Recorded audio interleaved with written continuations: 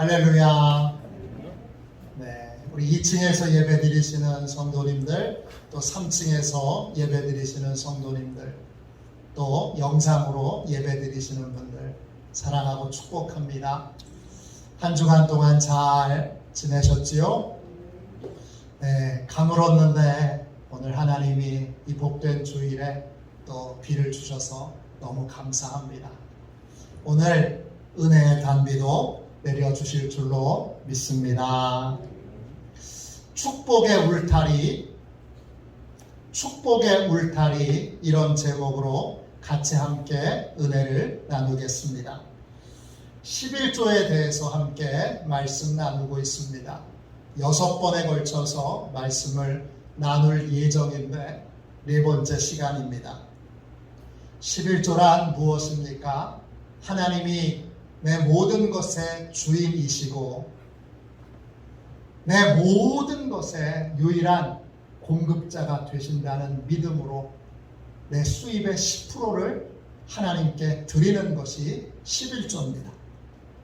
또 11조는 다른 헌금으로 대체될 수 없습니다. 나는 감사헌금을 많이 드리니까, 나는 선교헌금을 많이 드리니까, 나는 주일헌금을 잘 드리니까 하나님이 11조 안 드려도 봐주시겠지? 이건 우리의 착각입니다. 11조는 모든 헌금의 기초입니다. 그래서 반드시 11조를 드려야 합니다. 또 11조란 하나님이 특별한 목적을 위해 드리게 하신 헌금입니다.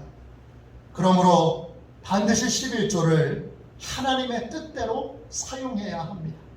어떻게 하나님의 뜻대로 사용하는지에 대해서는 이제 다음 주에 같이 나눌 수 있도록 하겠습니다. 그럼 왜 11조를 드려야 합니까? 첫째, 11조는 하나님의 백성이 마땅히 지켜야 할 하나님의 규례이기 때문입니다. 하나님의 규례는 중력의 법칙과 같습니다. 높은 곳에서 물건을 놓으면 떨어집니다. 어떤 것도 떨어집니다. 믿음이 좋은 사람도 떨어지고 믿음이 없는 사람도 떨어집니다. 예외가 없습니다. 중력의 법칙처럼 모든 사람에게 예외 없이 적용되는 법칙이 바로 11조입니다. 11조는 축복의 규례입니다. 하나님의 풍성한 은혜와 복을 받으려면 예외 없이 반드시 11조를 드려야 합니다. 왜 11조를 드려야 합니까? 11조는 하나님께서 거룩하게 구별하신 성물이기 때문입니다. 하나님이 11조를 구별해 놓으셨습니다. 그러니까 내 마음대로 11조를 사용하는 건 하나님께 드려야 될 걸 나한테 바치는 겁니다.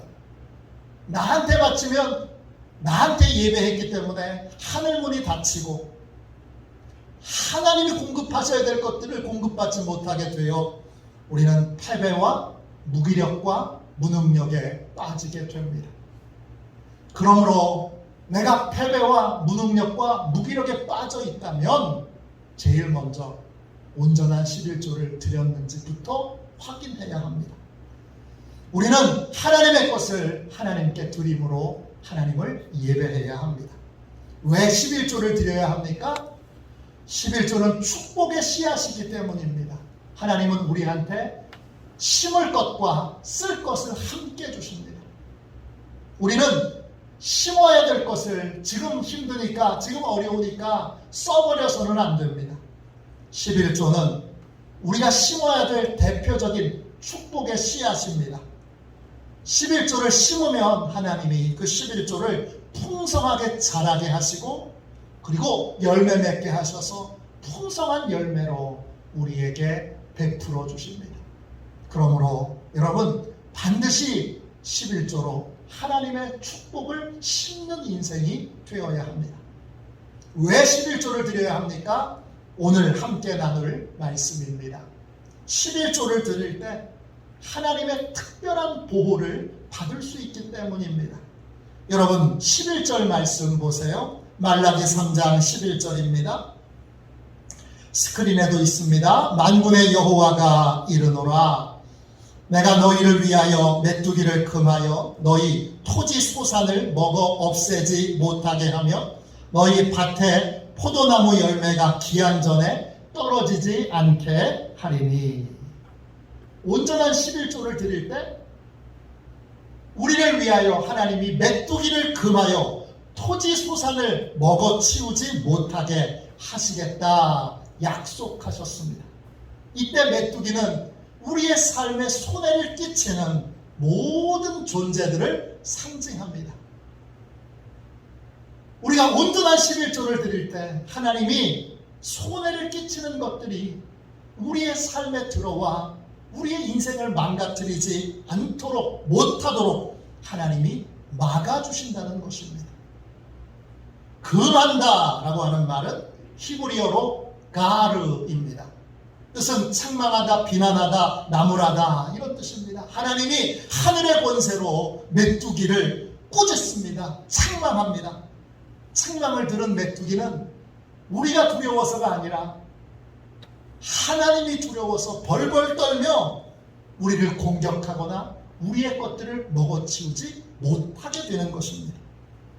사람이 아니라 하나님이 두려워 메뚜기가 우리에게 손해를 끼칠 수 없게 되는 것입니다.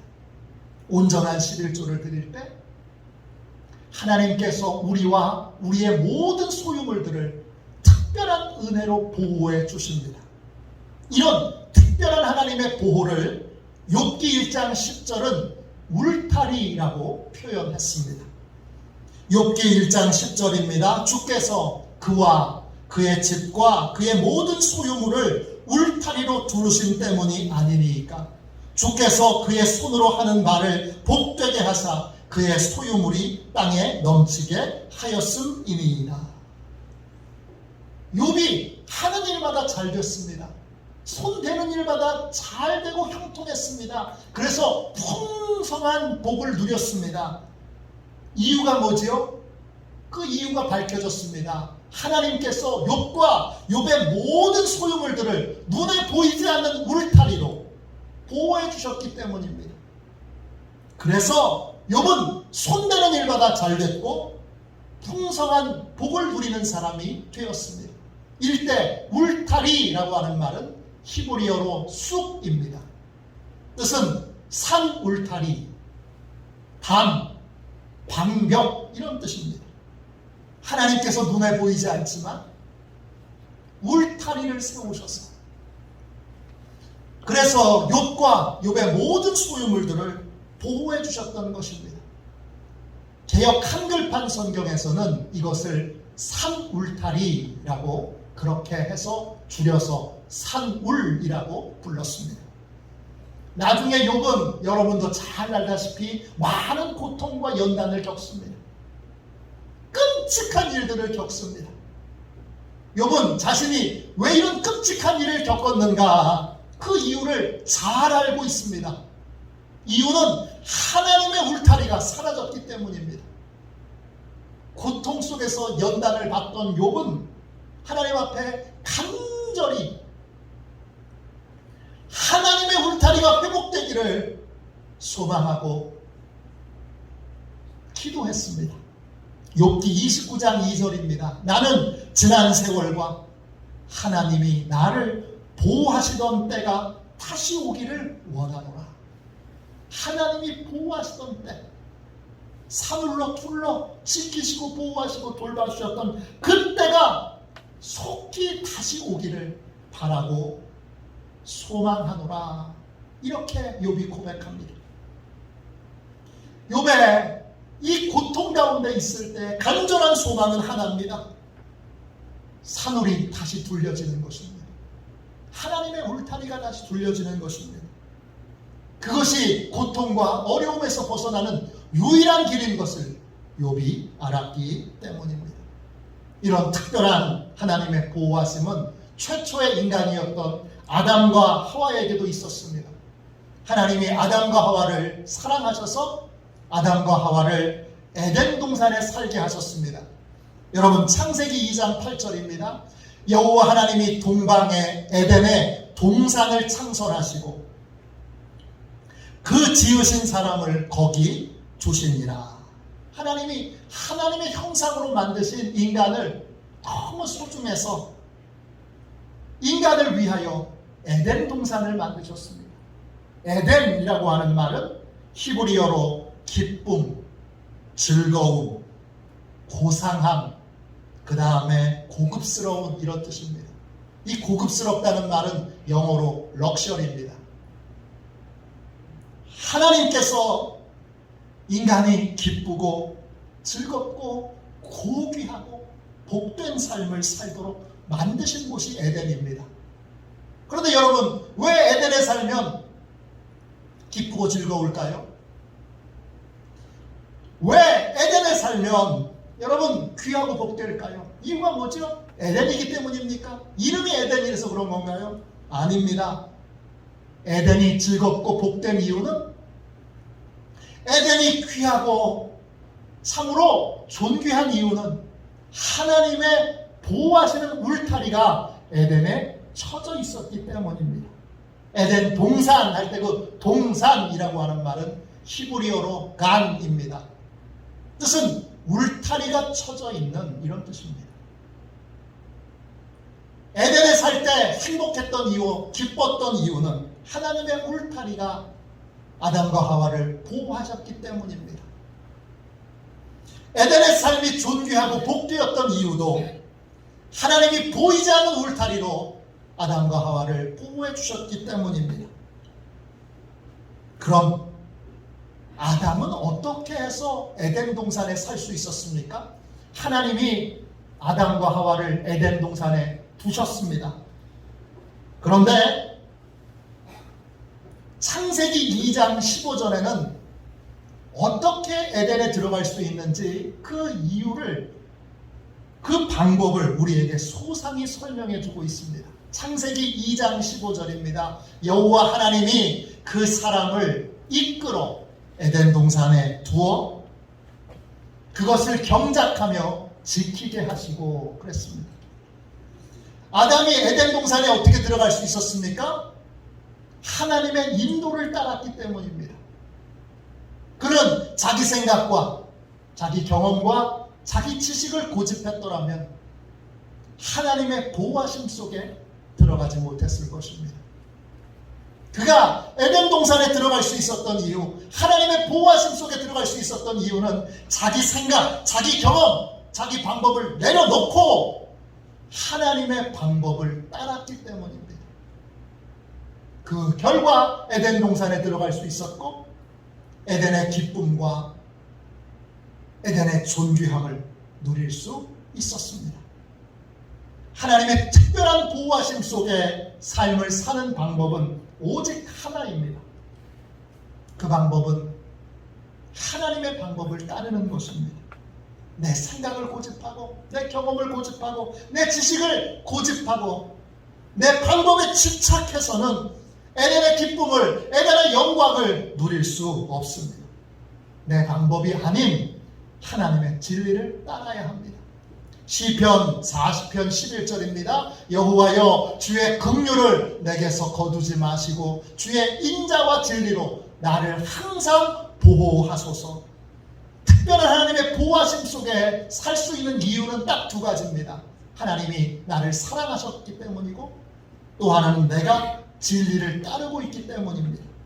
인자와 진리가 하나님의 특별한 보호하심 속에 사는 이유이고 비결입니다. 하나님의 특별한 보호하심 속에 살려면 내 지혜가 아닌 하나님의 지혜를 따라야 합니다. 잠언 4장 6절입니다. 지혜를 버리지 말라. 그가 너를 보호하리라. 그를 사랑하라. 그가 너를 지키리라. 지혜를 버리지 말아야 합니다. 그래야 하나님의 지혜가 나를 보호해 주십니다.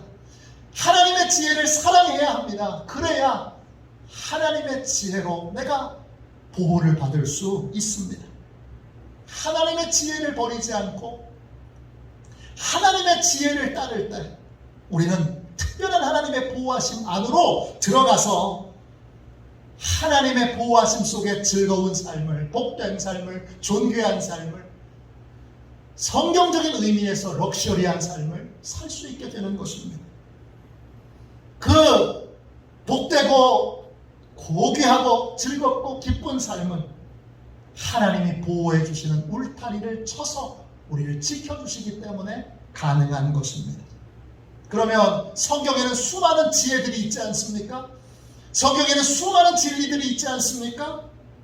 이 수많은 지혜 중에서 하나님의 특별한 보호하심 속에 살려면 도대체 어떤 말씀부터 순종해야 합니까? 어떤 지혜부터 따라야 합니까? 말라기 선지자가 살던 시대에 이스라엘 백성들도 동일한 질문을 하나님께 했습니다. 말라기 3장 7절 보세요. 만군의 여호와가 이르노라 너희 조상의 날로부터 너희가 나의 규례를 떠나 지키지 아니하였도다. 그런즉 내게로 돌아오라. 그리하면 나도 너희에게로 돌아가리라 하였더니 너희가 이르기를 우리가 어떻게 하여야 돌아가리까 하는도다. 하나님께서 이스라엘 백성들이 실패와 무기력과 무능력으로 사는 이유를 알려주십니다. 하나님을 떠났기 때문이고 하나님의 말씀을 떠났기 때문입니다. 그러자 이스라엘 백성들이 묻습니다. 하나님, 수많은 하나님의 말씀 중에 어느 말씀부터 순종해야 하나님께 돌아온 것으로 인정해 주시겠습니까? 그러자 하나님이 대답해 주십니다. 말라기 3장 8절입니다. 사람이 어찌 하나님의 것을 도둑질하겠느냐? 그러나 너희는 나의 것을 도둑질하고도 말하기를 우리가 어떻게 주의 것을 도둑질하였나이까 하는도다. 이는 곧 11조와 봉헌물이라. 이스라엘 백성들이 하나님의 말씀을 떠났습니다. 그러자 그들을 둘러싸고 있었던 특별한 하나님의 보호하심이 그들의 인생에 사라져버렸습니다. 그러자 그들은 실패와 무능력과 무기력에 빠졌습니다. 하나님의 특별한 보호하심을 회복하기 위해 이스라엘 백성들은 제일 먼저 무엇에 순종해야 합니까? 하나님이 11조부터 회복하라고 말씀하십니다. 11조는 특별한 하나님의 보호하심 속에 사는 삶을 살기 위하여 제일 먼저 순종해야 될 하나님의 진리입니다. 11조를 드리면 이해할 수 없는 놀라운 일이 일어납니다. 크레그 힐과 얼피츠 두 사람이 함께 쓴 그리스도인의 재정 원칙, 제가 지난주에 아주 좋은 책이라고 말씀드렸습니다. 이 책에 보면 11조를 안 드리다가 11조를 드리게 된 사람들에 대한 인터뷰 내용이 나옵니다. 11조를 드리지 않는 사람은 11조를 이제 드려야지 하고 결심하고 가계부와 재정을 살펴보면 아무리 생각해도 11조를 드릴 엄두를 내지 못합니다. 왜냐? 온전한 11조를 드리면 생활비가 모자랄 것이 뻔하기 때문입니다. 그래서 11조 드릴 용기를 내지 못하다가 믿음의 용기를 가지고 11조를 드리게 되면 놀라운 일이 일어납니다. 그들이 경험한 것이 무엇입니까? 11조를 드리면 전에는 100% 썼던 생활비를 90%밖에 쓸 수 없습니다. 그런데 11조를 드리고 나면 놀라운 일이 생깁니다. 어떤 일입니까? 11조를 드리지 않고 100% 내 것을 다 쓸 때보다 여러분 돈이 많이 남습니다. 더 적은 돈으로 사는데 부족하거나 모자라지 않고 도리어 돈이 더 남습니다. 크레그 힐이 이 11조를 드리기 시작한 분들에게 이렇게 묻습니다. 어떻게 된 거지요? 당신은 이전보다 돈을 더 많이 버나요? 아니면 이전보다 덜 쓰나요? 그들이 이렇게 대답합니다. 어찌 된 일인지 알 수가 없습니다. 돈을 더 버는 것도 아니고 애를 써서 전보다 덜 쓰는 것도 아닙니다. 그런데 이상하게도 11조를 드리기 전보다 더 많이 남아 있습니다. 여러분 어떻게 된 일입니까? 그들이 11조를 드리게 된 후에 하나님의 특별하신 보호하심이 그들에게 임하게 되는 것입니다. 그래서 쓸데없이 지출되던 구멍들을 하나님이 막아주셔서 결과적으로 여러분 동일한 수입으로 살아가는데 11조를 드리고 나서 모자라지 않고 도리어 남는 더 넉넉해지는 삶을 살게 되는 것입니다. 책 주님의 은혜로 부자가 된 사람들, 강준식 씨가 쓴 책입니다. 이 책이 흥미로운 건 목사님이 쓰신 책이 아니라 이 신문 기자가 일간 신문 기자가 쓴 책이어서 아주 흥미로운 책입니다. 이 책에 강준식 씨가 어떤 목사님을 인터뷰합니다. 그 목사님은 교인이 한 300명 정도 출석하는 교회를 담임하고 계십니다. 강준식 씨가 목사님에게 묻습니다. 목사님, 교인 중에 11조 드리는 분이 몇 명이나 되십니까? 목사님이 이렇게 대답합니다. 300명입니다. 뭐라고요? 성도들 전원이 11조를 낸다는 말입니까? 네, 그렇습니다. 300명 중에 100명은 스스로 11조를 드리고 나머지 200명은 하나님이 직접 걷어가십니다. 믿는 사람이든 믿지 않는 사람이든 다 11조를 내게 되어 있습니다. 믿는 사람은 스스로 내리고 스스로 11조를 내고, 믿지 않는 사람은 하나님께서 다양한 방법으로 11조보다 훨씬 많은 것을 걷어가십니다. 우리는 둘 중에 하나입니다. 인색한 마음을 품고 11조를 드리지 않고 열심히 절약하고 저축하면 여러분 돈이 많이 남아야 되잖아요. 돈이 많이 모여져야 되잖아요. 그러나 실제로 그렇지 않습니다. 왜 그렇죠? 여러분도 다 경험해 보셨죠? 이상하게 정말 아끼고 또 아끼고 또 아끼고 또 아끼고 사는데 시간이 지나면 그러면 큰 돈이 모여 있어야 되는데 그렇지 않습니다. 왜 그렇죠? 반드시 인색한 마음을 품고 주님 앞에 드려야 될 것을 드리지 않고 심을 것을 심지 않으면 여러분 삶에 큰 돈 들어갈 일이 계속 생겨납니다.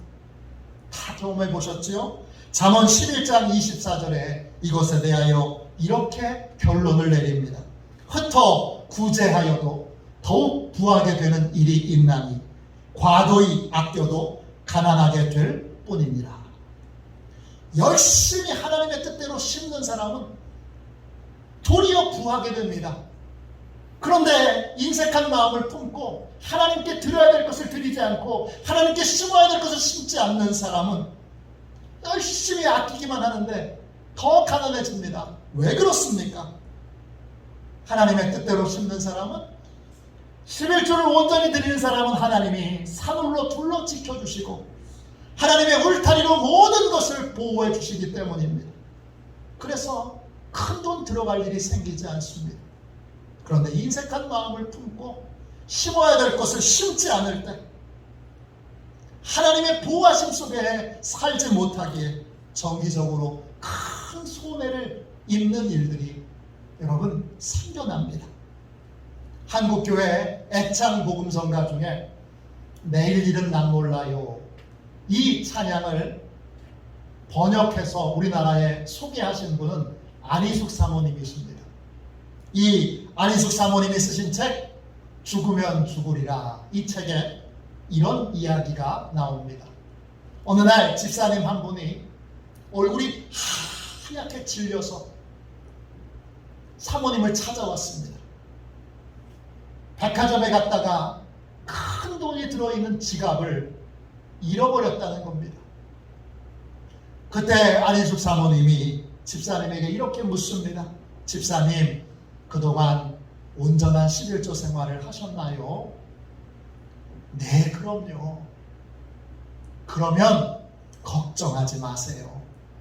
하나님께 물질을 정확하게 드렸는데 하나님께서 물질적으로 손해를 보게 하시겠어요? 지금 저와 같이 백화점에 가봅시다. 사모님하고 집사님이 함께 백화점에 가서 들렸던 가게마다 갔더니 한 가게에서 그 주인이 이 여자 집사님을 반갑게 맞이합니다. 그리고 이렇게 말합니다. 잘 오셨어요. 그러지 않아도 기다리고 있었어요. 이렇게 많은 돈이 든 지갑을 두고 가셔서 얼마나 걱정하셨어요? 걱정하셨지요? 지갑을 뒤져봐도 연락처가 없어서 오시기만을 기다리고 있었어요. 집사님은 단 1원도 손실은 되는 것이 없이 고스란히 지갑을 찾았습니다.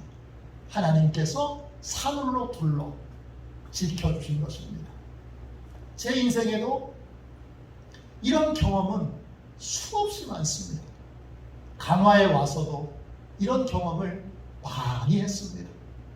재작년에 있었던 일입니다. 좀 부끄러운 얘기입니다. 제 아들이 부산에서 대학을 다니고 있습니다. 오랜만에 아들이 집에 와서 월요일에 강화도 교동도로 놀러 갔습니다. 저하고 아들하고 아내하고 셋이 놀러 갔습니다. 대룡시장 주차장에 차를 주차하고 대룡시장 구경하러 갔습니다. 가서 꽈배기도 먹고 즐겁게 시간을 보냈습니다. 주차장에 돌아왔는데 날씨가 그날 꽤 더웠습니다. 제가 여름 자켓을 입고 있었는데 너무 더워서 자켓을 벗으려고 하니까 이게 옷이 얇다 보니까 제 지갑이 있었는데 그 지갑 때문에 옷 벗는 게 좀 불편했습니다. 그래서 지갑을 잠시 자동차 지붕 위에다 올려놓고 그리고는 자켓을 벗고 그 자켓을 차 뒤에다가 놨습니다. 화장실 갔던 아내가 돌아오고 또 저는 아들하고 오래간만에 만났으니까 그냥 즐거운 얘기를 재밌게 많이 하다가 이제 차를 타고 시동을 걸어서 차가 집으로 출발했습니다. 차가 출발한 지 1분쯤 됐을까요? 뒤에서 흰색 SUV 차량이 제 차를 쫓아오면서 계속 경적을 울려댑니다. 빵빵빵빵빵빵빵빵빵. 그래서 처음에는 다른 차인 줄 알았어요. 근데 계속 우리 차를 쫓아오는 것만 같아요. 내가 뭐 실수했나? 내가 누군가 화나게 한 일이 있나? 생각해봤는데 아무리 생각해봐도 그런 기억이 안 나요. 그래서 하도 경적을 빵빵빵빵 울려서 그래서 차를 옆으로 세웠습니다. 그랬더니 그 뒤따라오던 차도 제 뒤로 딱 섰습니다. 그 다음에 덩치가 제법 큰 청년이, 젊은 청년이에요. 젊은 청년이 차에서 내립니다. 살짝 긴장이 되더라고요. 뭐지? 내가 뭔가 기분 나쁘게 했나? 그러면서 기다리고 있는데 그 청년이 제 창문 앞에서 두드립니다. 똑똑. 그래서 제가 창문을 쭉 내렸더니 그 청년이 지갑을 하나 내밉니다. 누구 지갑인가? 제 지갑입니다. 제가 차 지붕 위에 올려놓고 까맣게 아들하고 대화를 나누라고 잊어버리고 차가 출발했는데 그 지갑이 그 주차장 바닥에 떨어졌는데 그걸 보고 이 청년이 그 지갑을 돌려주기 위해 차를 꽤 먼 거리까지 쫓아가서 그 지갑을 공손히 돌려주고 간 겁니다. 제가 그때 강화 사람들의 이 놀라운 정직함을 봤습니다. 하나님이 선한 사람을 붙여주셔서 제가 명백하게 실수한 거잖아요. 제가 명백하게 잘못한 거잖아요. 근데 하나님이 선한 사람을 붙여주셔서 제가 그 지갑 잃어버렸으면 돈은 별로 없지만 거기 카드도 있고 또 주민등록증도 있고 그거 다시 처리하고 해결하려면 시간이 많이 필요하잖아요. 근데 하나님이 선한 청년을 옆에 붙여주셔서 제가 실수하니까 꽤 멀리까지 경적을 울리며 친히 찾아와서 지갑을 돌려주고 가게 하신 거예요. 집에 돌아오면서 하나님이 이번에도 지켜주셨네. 마음에 깊은 감사가 울려왔습니다. 11조는요, 하나님의 특별한 보호를 받게 만드는, 여러분, 첫 출발점입니다. 주님을 떠나서 혼자 힘으로 사업을 열심히 해보려다가 쫄딱 망한 집사님이 계세요. 사업이 망하니까 이제 눈꺼풀이 벗겨져서 자기가 얼마나 부족하고 연약하고 초라한 인생인지 깨달아 하나님께 돌아와 눈물로 회개했습니다. 이젠 정말 하나님의 뜻대로 살아야지 이렇게 결심했습니다. 사업을 하며 꽤 큰 돈을 벌었는데 그때도 11조를 온전히 하지는 못했습니다. 회개하고 앞으로 수익이 생기는 대로 철저히 11조를 드려야지 이렇게 결심했습니다.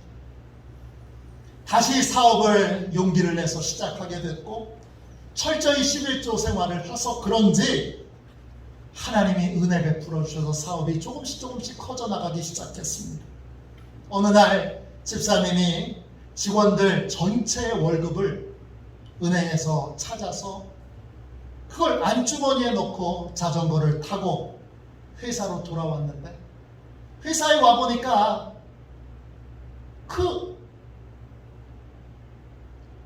직원들 월급이 통째로 들어가 있는 그 봉투가 없는 거예요. 머리가 하얗게 된 이 집사님이 황급히 자전거를 돌려서 왔던 길을 되돌아갑니다. 눈에 불을 켜고 월급 봉투 그러면서 돈을 찾기 시작합니다.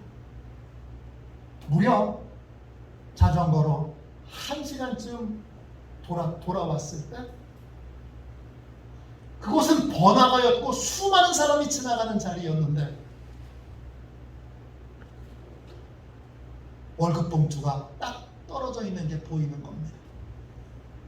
많은 사람들의 발자국이 찍혀 있습니다.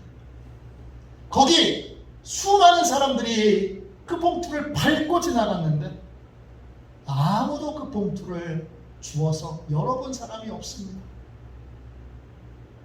그날 저녁 교회에 와서 사람들의 발자국이 묻어있는 그 봉투를 하나님한테 보이면서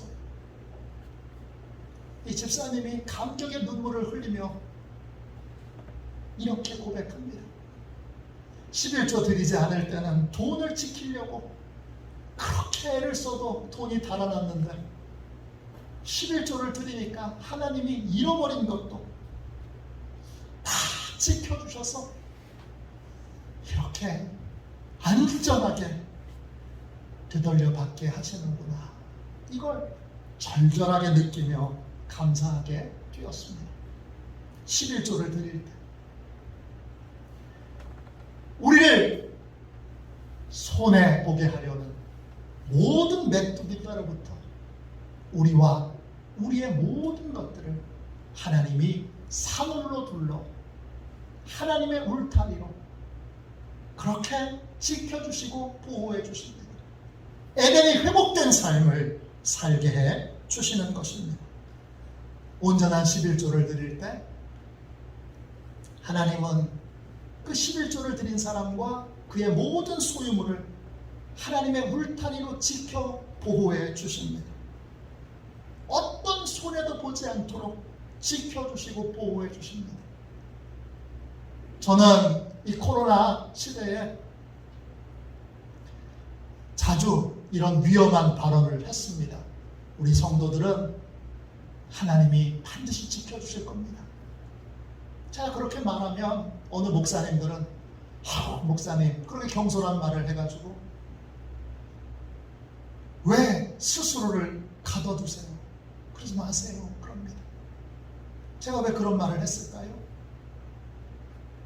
저와 저의 가정이 온전한 11조를 드리는 가정이기에 제가 목회하는 동안 하나님이 최소한 다른 건 모르지만 우리 성도들은 지켜주실 거다.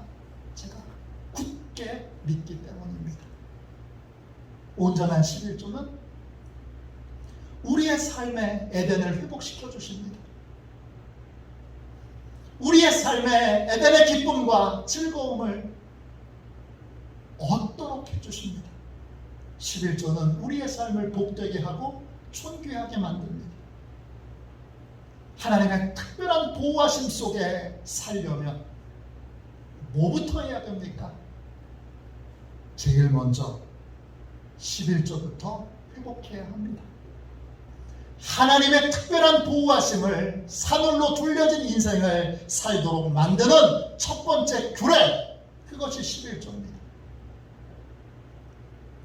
11조에 관한 설교를 하니까 그것도 한 주 적당히 하는 게 아니라 아주 진이 빠지게 제가 6주도 사실 부족한데 6주로 정리해서 하니까 저희 교회 성도들은 다 잘 알고 이해하지만 11조 설교를 했다는 것만으로 이제 영상이 인터넷에 올라가니까 자기 주장, 자기 생각으로 11조를 설교했다는 이유만으로 꽤 여러분들이 건담과 공격을 했습니다. 그분들이 11조에 대해서 그렇게 말하는 거 이해합니다. 그들이 또 말하는 모든 내용들에 일리도 있고 옳은 것도 있습니다. 그런데 문제는 뭡니까? 우리는 우리의 지식을 따라서는 안 되고 우리는 하나님의 지혜를, 하나님의 진리를 따라야 합니다. 그건 바뀌지 않습니다.